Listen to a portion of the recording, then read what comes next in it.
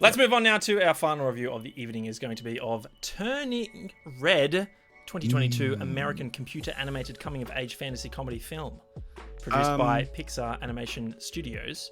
Was that Terry? No, incorrect. What? What's going on? It's based in Toronto, Canada, not America. North America, sure. No, I said it is an American computer animated. It is produced by an American company. I thought you were saying that it was set in. I'm like, no. It's what? That doesn't make sense. They filmed it in Toronto, Shane. They made it in. And I made the face because I was like, Pixar, movies are made where there's sets. Everyone knows this. Pixar's based in California. Produced by Pixar Animation Studios and distributed by Walt Disney Studios Motion Pictures. It succeeds 2021's Luca as Pixar's 25th feature film. It is directed by Demi Shi in her feature directorial debut from a screenplay written by Shi and Julia Cho. The film stars the voices of Rosalie Chiang in her feature debut, Sandra Oh from TV's Grey's Anatomy, Ava Morse, Hyun Park, Maitreyi Ramakrishnan, Orion Lee, Wai Ching Ho, Tristan Alaric Chen, and the ever-prolific James Hong. Set in Toronto in 2002, the film follows Mei-Lin Lee, or Mei, a 13-year-old Chinese-Canadian student who is horrified to discover her newfound ability to transform into a giant red panda whenever she experiences strong emotions. Inspired by the director's experiences in Toronto, she pitched it to Pixar in October 2017, and the film began development the following year. The film had its world premiere on March 1st, 2022, and it was released on Disney Plus 10 days later. It is the first Pixar film to be solely directed by a woman and the second to feature an Asian lead character after Up. The film received praise for its story, humor, animation, and use of culture. Audiences seem to enjoy this one with an average IMDb rating of 7.1 from 27,000 users, which lands in the same ballpark as other Pixar films like Brave 7.1, Cars 7.2, and A Bug's Life 7.2 as well, Monsters University 7.3. But I should note that the IMDb ratings for Pixar's 25 films range from 6.2 to 8.4, with only 3 other Pixar films receiving a lower rating than Turning Red: Cars 2, Cars 3, and The Good Dinosaur. So it is the 22nd highest rated Pixar film by audiences. On the other hand, critics have actually enjoyed this film much more than audiences, with the film enjoying a Metascore of 83, sitting alongside films such as Soul 83, Coco 81, and Toy Story 4 84. Rotten Tomatoes, gentlemen, take a guess. I'm gonna go with 80. 84. I don't want to speak first, so I'm going to go under and say 79. Like I said, critics really enjoyed this one. 95% certified fresh. Oh. So, yes, only 1 in 20 giving it the thumbs down for Rotten Tomatoes here. Mr. Movies, it is with you, sir. Pixar's 25th film. I'm very keen to hear what you think. That's pretty high. I am embarrassed to talk about this movie. I feel like 4 guys talking about the coming of age female empowerment movie thing sounds wrong. I'm also going to say lots of things that I bet she, as in the director and writer, purposefully made this film to try and get away from, like address, like this sentiment. I am caked in the sentiment of embarrassment of watching, I hate watching girls scream at boy bands. And that is what this movie is. It is me watching a girl scream at a boy band kind of feeling, perpetuated for almost for over an hour and a half. I thought the title being a pun was great, because Turning Red with embarrassment, or perhaps with emotion, like flush with anger or lust or something, a crush on a new boy or whatever, is one way, and then obviously she literally turns into a giant great big red fuzzy panda. So there you go. There's a nice pun on the title. I loved that. There's this whole angle that I know it must be so genuine that the angle of the what are they called? The helicopter parent thing, the panda mum, not panda mum, the tiger mum. Yeah. So so May's mum is a tiger mum who insists on perfection with everything, and she's her daughter's best friend, and she's going to be her daughter's best friend forever until her daughter becomes the UN secretary general, or whatever it is that she like. Ridiculousness is gonna, everything's gonna be perfect from here until forever, and you're not gonna have any friends or see boys or do anything silly. That plus what she does, like when she finds just like a couple of drawings of the guy at the local 7-Eleven or whatever, is so embarrassing. Like the secondhand embarrassment I experienced watching the film. I'm sitting safely in the dark at home, and I am embarrassed for this girl over her mum's actions. And I was like, great. That's when I wrote great pun for the title of the film, Turning Red, because I would be as well. And you get to see her choke down the anger and the emotion that she must be experiencing. Like, she cannot speak up to her mum. And so she's at home and she goes through this montage of feelings in like 10 seconds. That's like screaming in her pillow and crying in her, like, you know, to her teddy, and then like slapping her face in the mirror, saying like she'll never do this again, and she must be a perfect daughter and all that kind of stuff. And I wrote down, she creates a layer of psychosis right in front of her, right in front of our eyes, like in the course of a few seconds. That'll take a decade of therapy to get to undo later in life. Yeah. I'm gonna quickly jump in and say I always love this cinematic technique. Just the quick cuts of just like the same character over and over, like you know, doing same camera angle. And... same. Just, like a wide shot. It happens in Frozen as well, when Rapunzel's trying to get Flynn into the cupboard when he's like knocked unconscious after the frying pan. It's just I love it. Works every time. I've got another note that says, I don't know what exactly the metaphor for this turning into a huge red rage monster is for like a 13-year-old girl, but I am sure that I don't want to know what it really is, what it's really trying to say. But there's definitely a metaphor in there, and like it's literally like her parents are like, has it happened? Like, are you getting your period? Like that kind of thing. And like there's that angle, but there's like way more to it than this. The monster is bigger than just that. There was a line that somebody said that like the biggest laugh I had was when they're like catcalling or whatever to the boy. And one of them, and she says, "Are you a triangle? Because you are cute." Yeah. And that's when I wrote, I'll let you talk to it more, Terry, but I was like, Jen's going to love this movie. Everything about this movie, Jen will love, I think. She's going to enjoy the crap out of this. Like, this is like her wheelhouse, I would imagine. Yeah, I would agree. didn't watch it with her. I watched it late last night because. Oh, okay. You didn't see it with her. Okay, I want to hear exactly what happens when she sees it, or even better yet, I'll watch it again. I'll watch it again with her. I want to watch it with you guys. I want to watch it again. Hell yeah! Just to watch Jen watch it. Yeah, sounds good. There's a moment where they're playing charades at a party, and I swear it was Stephanie Beatrice. Yes, I was like, this character is Stephanie Beatrice's character from Brooklyn Nine-Nine. From the 9-9. And if it's not her acting this, it's just inspired by her or whatever. But she's doing some crazy thing and everyone's just guessing ridiculousness. And then the goth chick just goes, "Is it mortality?" And they like this.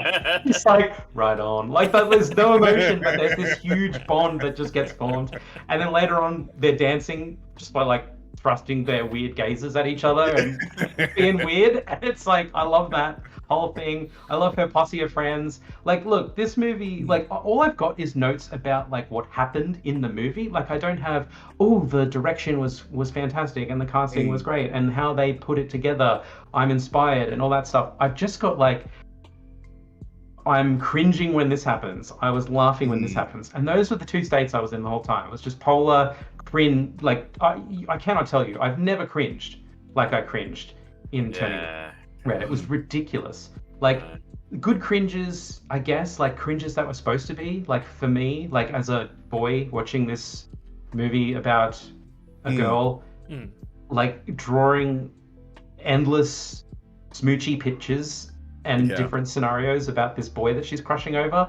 Like, that disgusts me. Like, this super in their level. Like it's next level is like she's signing her name as if she's married and changed it to his surname.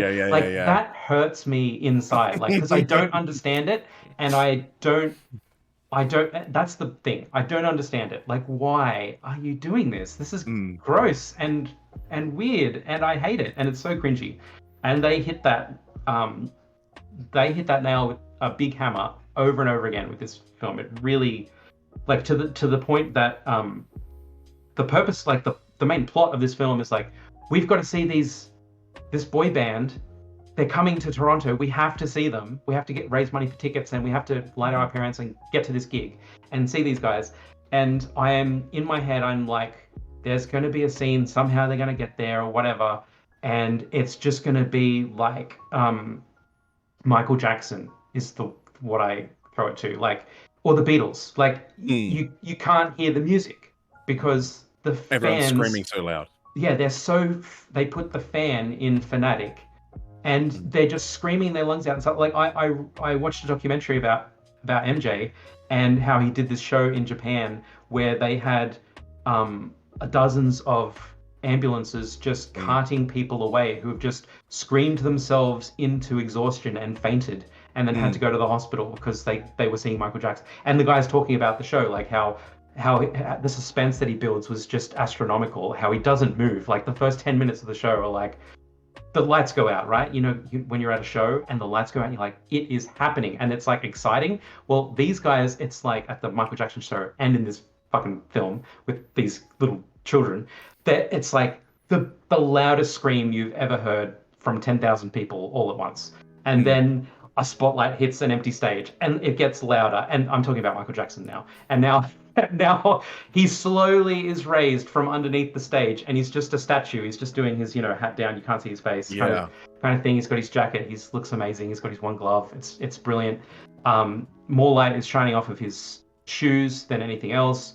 And you wouldn't imagine that a roar could get louder, but it somehow is just getting louder as he's raised up from beneath the stage, and then he slowly takes his hat off and lowers it down to his side. No music has started yet. Nothing has happened. And 30 people have been hospitalized. Yeah. Like a riot is happening in front of him, and it's just like I was expecting to see something just like that. It didn't go that far, but it was, I was just like, if they do that, I am going to faint of embarrassment just for this movie. I'm gonna wrap it there. I got tons more points just about all these things, but it's just gonna spoil it. Except for one thing, I want to know what's with the choker. She's wearing a choker around her neck, and then there's because she learns how to transform into this panda and back, she transforms just the ears and the tail, and I'm like, oh, I don't want to see that on a 13-year-old. I don't know if that's that's it, the furry outfit, because that's a butt plug thing, I think. That's a sexual toy you can buy if you want to have a tail. Yeah.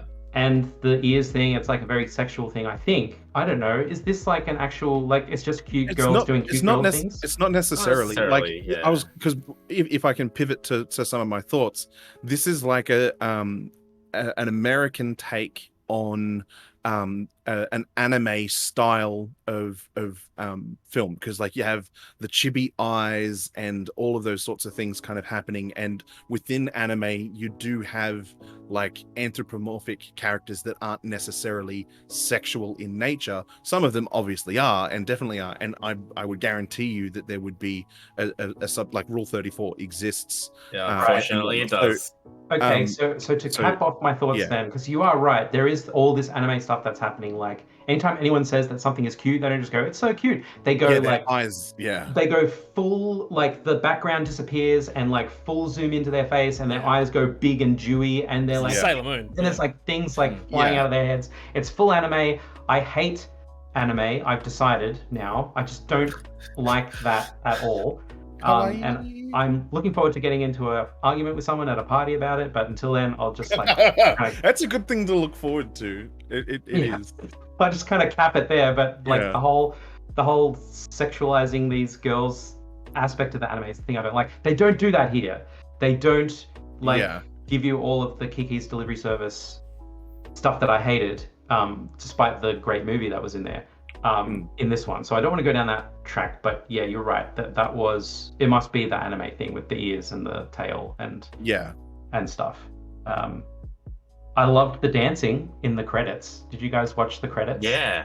It looked like it was like live action for a bit. Oh, and the made-up boy band with the made-up boy band songs.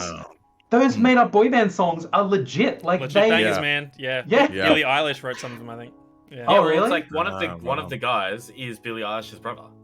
Oh, right. Yeah, he's legit. He writes a lot of her songs, and others. But so I was like, this could I've heard this song. Like it's got all the this could 100% be like Backstreet Boys in sync. It's 100%. Boys to Men, Backstreet Boys. It's 100% a boy band song. Yeah. And I know, like I've even heard like elements of this in other songs. Like it's just completely formulaic, but it hits. I couldn't help but think of Bo Burnham in because he has a song called Repeat Stuff where he talks about this type of pop music, which is it has to be specific enough but vague enough at the same time that it could be speaking about any one of the audience members. And he kind of illustrates that point really funnily by talking about like how your greenish, grayish, bluish eyes are like the most beautiful he's ever seen, and like I love your fingerprints because they're like no other,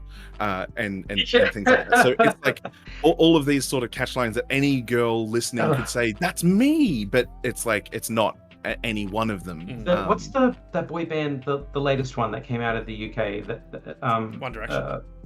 Yes, One Direction. I watched a One Direction video, and like it was exactly what you're saying, Terry. It was like the end of the song was like, I would do anything for you if you'll just give me like one kiss or something like that. It's like, it's like it's such a it's like a trick. They're just tricking these young people. They're honeypotting the youngsters. And that like is in this movie as well a bit. Like there's this. I wrote one of my notes. There's this one look that May has on her face. It's a combination of absolute shock and like angsty crying joy at the same time when she thinks that the 4chan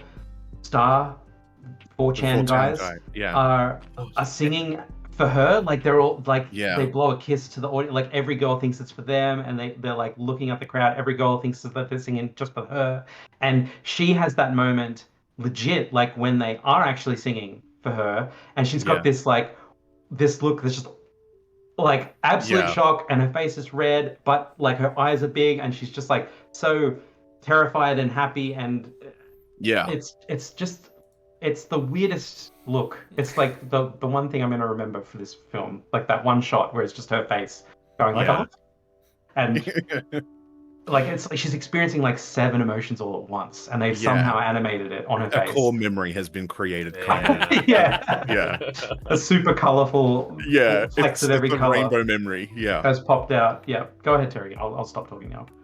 Well, I kind of feel like you've capped off the thoughts. Like I can only ditto everything that you had to say about like the secondhand embarrassment to do with like the coming of age young woman story where there's this fixation on boys and like all of that sort of stuff.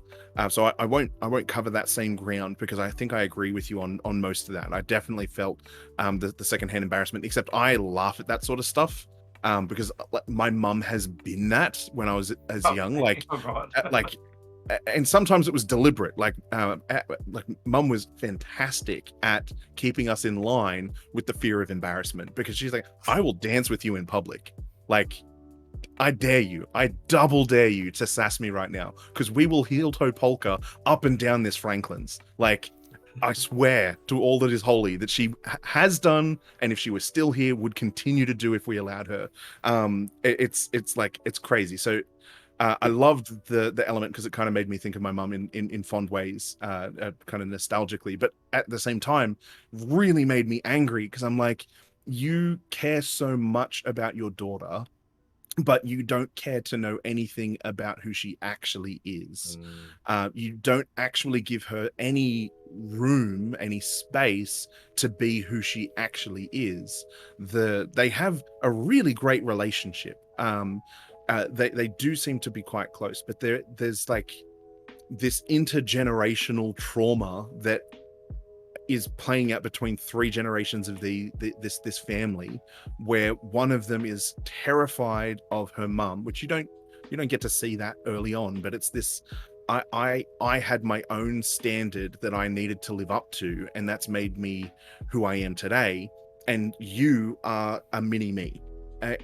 But there's like blinders on, or some kind of ignorance to the fact that you're just recreating yourself in this person. And if you hate the relationship that you have with your mum, why are you doing these things that are just going to create the inevitable same rift between yourself and your daughter?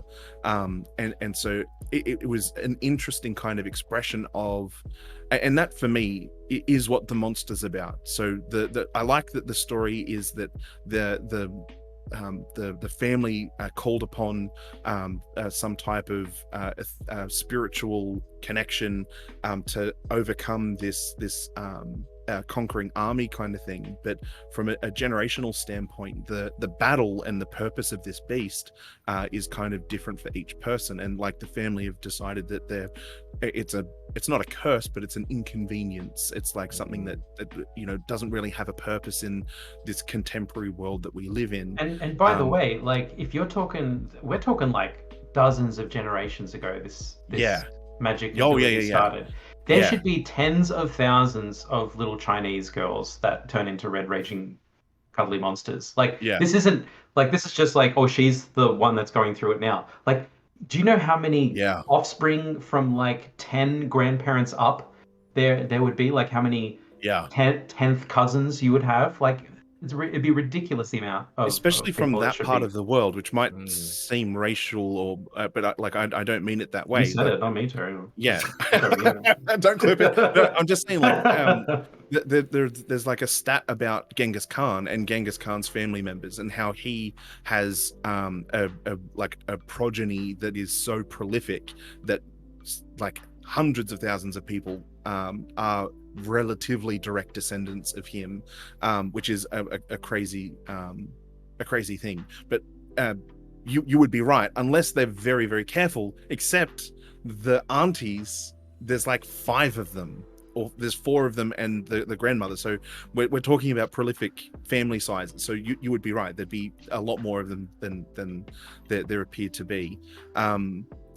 And that would kind of be funny. Like a sequel to this is like a different family line that have kind of embraced it the entire time, rather than seen it as an inconvenience, and like they're guerrilla warfare somewhere. Like anyway, and someone who like maybe the mother died in childbirth or something, and like wasn't there to like pass the knowledge down, so they just turn into a monster and like never know how to fix it. The kind of deal. They pander out and have no context. That would be that'd be entertaining. But so I like that the film is a proper coming of age story, because it is about this character not really being herself. She's not being her most genuine self. She says at the start that she's her own woman, and she has this coterie of besties that are all interesting in their own right. I love the sassy, like angry eyebrows one, who's like, I don't know any of their names. I thought of Jason when I saw that girl.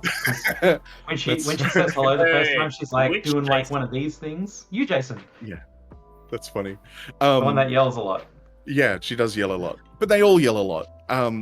I'm not going to draw too strong a parallel between these girls and Jason, because that would just be strange, weird, and probably offensive to Jason. I like it. No, I thought it was great.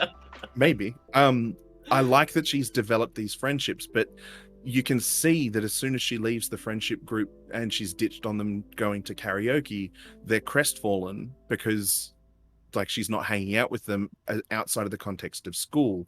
And it's like she has this duplicity to her. She has a foot in two camps or in two worlds, and the only way to bridge those together is for her to overcome this inherent fear that she has of disappointing her mother or her parents in general. And so she shields these two lives away from one another, and the beast, this panda, becomes the conduit that forces these worlds to collide. And I do find it interesting that because she had people supporting her in finding her identity, she ended up having the literacy and the skills to actually do that, and she was able to control this thing that everybody else says, like, it's a struggle you've got to wrestle with, and every time you let it out it becomes more difficult to keep it contained, and it's really, really dangerous. And that's just not her lived experience with what's going on, because she has some type of center.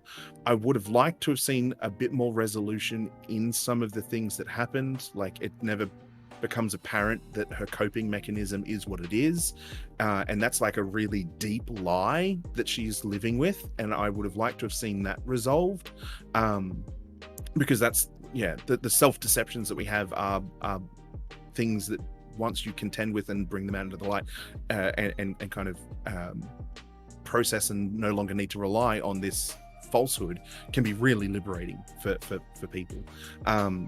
And so, I would have liked to have seen that. I did like that the bully ended up being a part of the same fandom that they had. That was really kind of fun.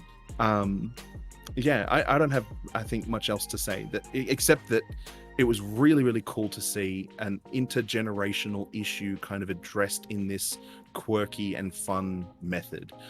It like, I would put this as like a coming of age story where you see a character through one lens, presented one way at the start, to where they end up. This to me is on par with The Way Back. Like, seeing the character Duncan. Go from super awkward, like so physically awkward, to just really having this confidence and this presence of it. He's like so comfortable in his skin by the end of the film, and this film kind of captures that same joie de vivre, that essence of life, kind of stuff. I really, really enjoyed the film for that portion alone. It's really funny along the way, so many funny visual gags, and I like anime, so seeing all of the characters immediately just fall in love, chibi eyes, like anime, big like dewy eyes, and like, you're so cute, it's adorable, and it's not something that they're afraid of, which is probably something historically it would have been a different story. But great film. Nice. Really enjoyed it. Mr. Mira, over to you, sir. I also love anime, and I loved all of the very anime. First I'm hearing about this. Out of town.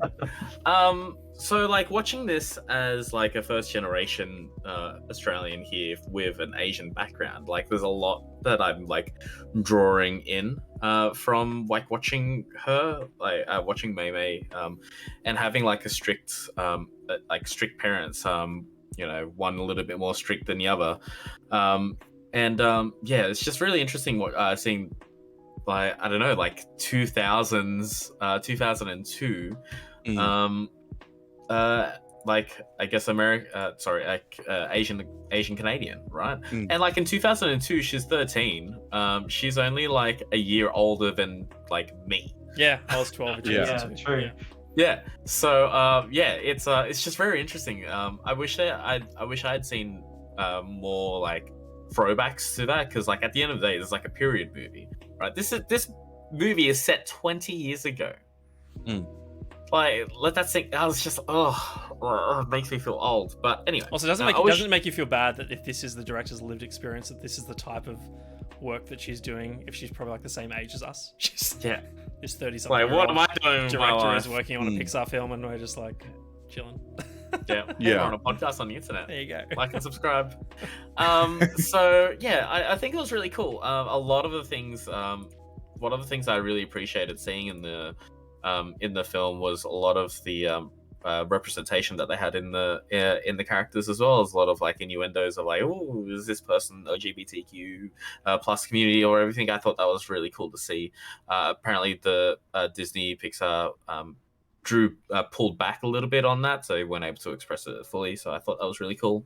I liked the different types of friends that they had and different types of people that they had in the school as well. You had like the goth, you had the really loud one, you had like the cool one, the one that they would always dance. And I remember back at school, like kids being like doing what they were doing in classes, like singing, passing notes around, and all that kind of stuff. Yeah, that was my experience as well growing up. So yeah, I think this was really cool. I think when I found out what the themes of this film was, it kind of got me excited to want to see it, and I guess see more Asian representation on film, as well as seeing another cool Disney Pixar film. And speaking of this, whatever they've done, like the visuals, the physics they've done with the fur, like it just looked so good, and there have been so many shots that I was just like stunned. The food. Do you remember the food? food? The food. The glass of water. Glass of water. I didn't have a pen and paper. I almost wrote it down, but I didn't have a pen and paper when I watched it. She flicked the glass, and the water that rippled, and I'm like, I swear that was just a glass of water that she flicked. And they filmed it. It was so good. I was watching it with Twiggy, and I went, ugh, and she goes, the glass? I was like, oh my god, yeah, the water in the glass. That was really cool. Well like, it's just like Forza Horizon, you know? You think the game looks amazing, you can't get any better, but then they just do it again, and they just show you how much better they can do. And I guess that's with technology as well. Going back to what we were talking about with Blade Runner and watching the Corridor guys and what I love that stuff. Like, I love breaking it down and like, oh, that looks so cool. And like, how did they do that? What program did they use and whatnot? And like, I was thinking about that here as well. But to me, that adds to my experience. I'm like, this is really cool. What program did they use? Oh my god, I can't believe they pulled this off on the screen. It like looks really cool. So yeah, I really enjoyed it. Like, I think yeah, like Maz, you said you haven't seen it. I would really love to hear whether or not you get around to seeing this with your kids as well. And thank you for the comment in the chat. So yeah, Shane, what did you think? Yeah, I might not be as high as you guys. Really? I came away thinking, maybe very similar to Ben, that this is not the story for me. This is not the world that resonates with my own experience. But I'm so very happy that it exists for people that it really is connecting with. To echo what has been said about the visuals, like, I love that this is just a completely different looking, feeling film to Pixar's previous work. Like, it's not just the anime expressions, it's the camera is being thrown around really rapidly to, accentuate all these reactions and behaviors. And yeah, I really like that. Like, things are a lot more rounded, and it definitely is like a 3D interpretation of a 2D anime style from, anime TV shows of that era, of that 90s, early noughties. So I think they did a great job there. Speaking of early noughties, they nailed the era. We mentioned the music, to your point, Ben, like Four Town, those songs are legit bangers that could have released back then. The fashion as well, I thought was on point. But yeah, I couldn't really connect with the story. And I think one thing that was missing for me compared to other Pixar films, and this might even be something that's a bit true of Luca as well, is that I wanted more from it creatively. I wanted something a bit more deeper. I thought the world building was a bit thin for my liking. The depth of the creativity is what's on the front of the box. This girl turns into a big red panda when she experiences strong emotions, and that's kind of it. Yes, you have the historical background about why that is, but outside of that, it's not really leveraged in any other creative means, which is the complete juxtaposition to something like Inside Out, where it's like, hey, what if the front of the box of Inside Out is, what if there were little characters in your minds that personified your emotions and they had control of your being? and then they just rip that apart and, I suppose deliver all these amazingly creative ideas from a variety of different angles, where Turning Red really doesn't do that. But I think it does a good job of focusing on, to your point, Terry, the coming of age story. And that's where I think this one really shines. I'm still trying to wrap my head around the metaphor and what the lesson is to come away from this one. Obviously, it's a lot of, being true to yourself, and that's recognized as being a positive thing by the end of the film. But this thing that she's embarrassed about or shamed about, at least initially, it turns out to be something positive for a while that's spun with her friends at school to be of benefit. And I'm not sure that I'm just not sure how in a real life setting you can take something like that and find a real example of something you might be incredibly embarrassed about and twist it in that favor in a realistic way, in school today. I don't know, maybe it's just because my own experience, I can't connect with that. But I do like the fact that there seems to be more of an understanding from her friends, May's friends, about who she truly is, and what that can look like when, to your point, Terry, her mother doesn't see that, in her own daughter. So, I thought it was just a bit all over the place. There are a couple of tropes as well that I think it did well to kind of mitigate the usual pain that comes along with them. I'm thinking about her betraying her friends, at the end of the second act, and going with the mum. I think they do a good job of expressing why May has that conflict inside her.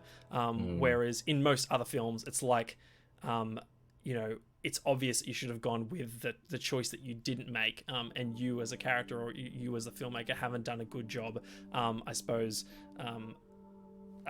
showcasing that inner struggle between the characters, where I think it's quite apparent here that there is that inner struggle with May. So, look, even though it was a trope, I thought they handled it pretty well. So, overall, I don't know. I feel like I kind of align with where audiences are landing with this one. I definitely wouldn't put it in the top 50% of Pixar films, just because I think there are so many strong ones nowadays. But it by no means a bad film. It's just one that I really couldn't connect with on a personal level, I think. I think one thing that I can draw with what you said, Shane, with turning something negative and then kind of turning that around, is when I was younger, I was really embarrassed in public speaking. Right, I was always the kid in the corner with his hands in his pockets. This weekend I emceed a freaking wedding. So I found that that's something that I kind of took away from this as well, is taking something that making the best out of the situation. Taking the lemons and turning it into lemonade, and she took turning a panda into turning a profit. Yeah. Turned a profit. Let's get to our verdicts. I'll start at the end again with you, Ben. What say you, sir? Don't miss it. Don't rush. Don't bother. Rush. Don't rush. Terry? I don't know. I think I might. Don't listen to me. I kind of feel the same way. This probably isn't going to be for everyone. So I think don't rush is appropriate. If this was the Boxing Day Disney movie for the year, we wouldn't have missed it. True, yeah. I think it's a new Pixar film. We wouldn't. Yeah. There's no way. So from that perspective, unless it's Cars 4, we're not going. Yeah, don't miss it. If there was a halfway between the two, prioritize it without it being it has to be the next movie that you see. That would kind of be my version of don't rush. Jason. Look, I really enjoyed watching it, but same with Terry. It's not for everyone. I really enjoyed the experience because I felt I related to it a little bit. But it's not going to resonate with everyone, So, don't rush. But I hope you do watch it. Yeah, I'm going to say the same. Don't rush. It's not for everyone, but I think it's definitely worth a watch. In no way is it a bad film. And I think I could say the same for a lot of Pixar films that fall around that score, particularly when you're thinking about things like Monsters University, Good Dinosaur. These aren't, home run movies, but look, they're Pixar films. You can't go wrong. Just unless it's Cars, so go watch it. Yeah. They, I like Cars. they fit. Yeah, Cars is great. Cars The 1's first good, Cars, but yeah, Cars was good. 2 and 3. It did not need the sequels, except that it needed to continue to sell merch.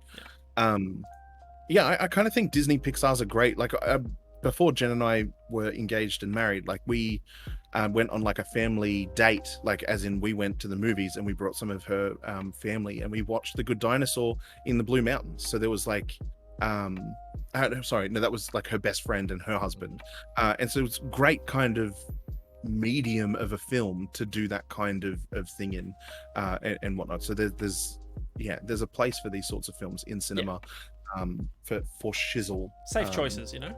Yeah, exactly. Yeah. They're non-threatening choices. They're not polarizing or controversial. Anyway, that is Turning Red. It is on Disney Plus, not behind a paywall, thankfully. Again, readily available if you subscribe. So encourage you check it out if you are subscribed to Disney Plus.